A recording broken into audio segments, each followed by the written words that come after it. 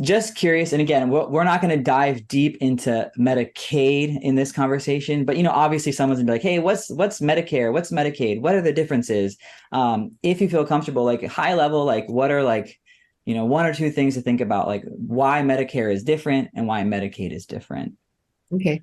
It's actually a common question because they sound alike. Yeah. Some people get confused. So Medicare is a federal government program, and you do qualify by age. So it's that when you turn 65, there are some people who can qualify for Medicare below age 65. But for the most part, it's an age-related benefit. But Medicaid is a state program. So it's a state program. Each state runs their program a little differently. But they receive federal funding, and they even have different names. So in Hawaii, we call it MedQuest. But Medicaid is based on income and financial needs, so income and assets. So you can qualify for Medicaid at any age.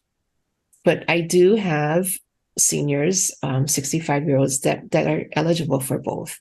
And this is that population that is eligible for plans specifically designed for a dual member, a member who has Medicare and Medicaid, like that lady that I spoke of earlier. She just didn't.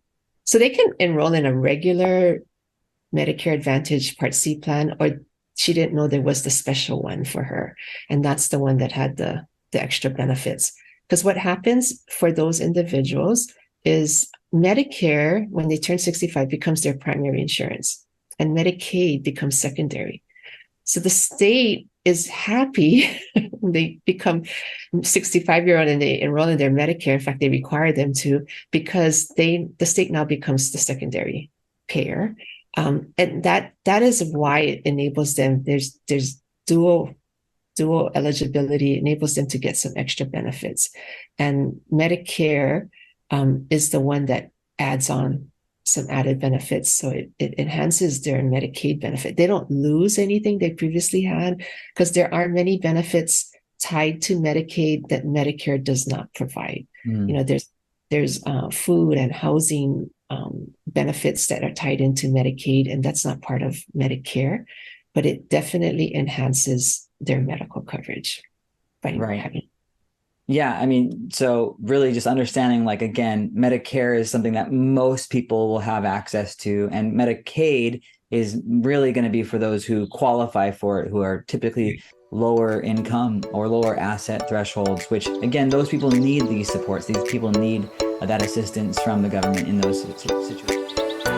The opinions and statements presented on this show are for general information only and are not intended to provide specific advice or recommendations. Never make any investment or financial decisions based on information offered on this show without first consulting your financial, legal, or tax advisor. All economic and performance information mentioned on the show is historical in nature and is not indicative of any future results. All indices mentioned on this show are unmanaged and cannot be invested in directly. All information is believed to be from reliable sources. However, we make no representation as to its completeness or accuracy. Lastly, all opinions expressed by Jason Cutitta and any guests on the show are solely their own opinions and do not reflect the opinions of or are endorsed by ToBA Financial.